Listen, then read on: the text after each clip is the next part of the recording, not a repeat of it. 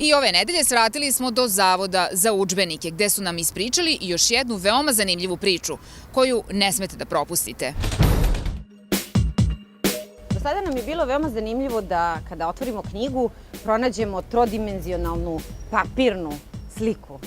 Vodimo vas u Zavod za udžbenike, gde će reč dobiti pravu sliku.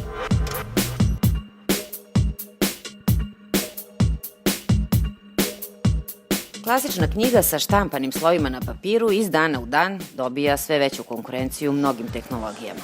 Umesto klasične knjige, mnogi sada čitaju sadržaje sa elektronskih čitača. Dakle, pred nama je modernizacija, kako u kulturi, tako i u obrazovanju. Posebno kada govorimo o udžbenicima, kaže direktor Zavoda za udžbenike Dragoljub Kojčić, prednosti modernizacije i praćenja svetskih trendova od izuzetnog su značaja. Tako dolazimo do formiranja sasvim novog medijuma, takozvane proširene realnosti, odnosno integrisanja novih digitalnih sadržaja u klasičnu postojeću realnost. Imate jedan obični udžbenik, kome na margini tamo stoji jedna vrsta bar koda ili neka sličica. Kad okrenete taj svoj mobilni telefon prema tom kodu ili okrenete kameru sa laptopa, odnosno sa kompjutera, vama se onda prikazuje čitav niz novih audio ili vizualnih sadržaja. Primjera radi, možete da imate animacije.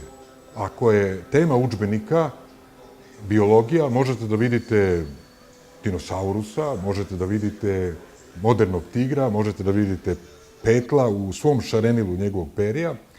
Ako je u pitanju geografija, možete da vidite Đerdapsku klisuru, možete da vidite kako je nekad izgledao Đerdap dok nije bilo brane, možete da vidite kako vam Newton direktno opisuje kako je došao do saznanja o zakonu gravitacije, ili ako je istorija u pitanju, možda je to čak i najatraktivnije, možete da vidite kako je izgledala bitka kod Austerlica kroz neku animaciju u Waterloo, ili kako je izgledao Kosovski boj.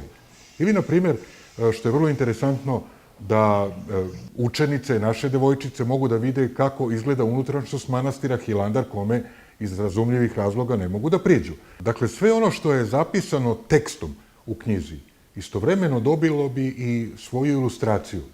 Tako shvatanje udžbenika polako postaje svetski standard, kaže Kojčić. U Evropi ne tako brzo, za sada takav način koriste samo 2 skandinavske zemlje, tako da smo svakako u prvim redovima.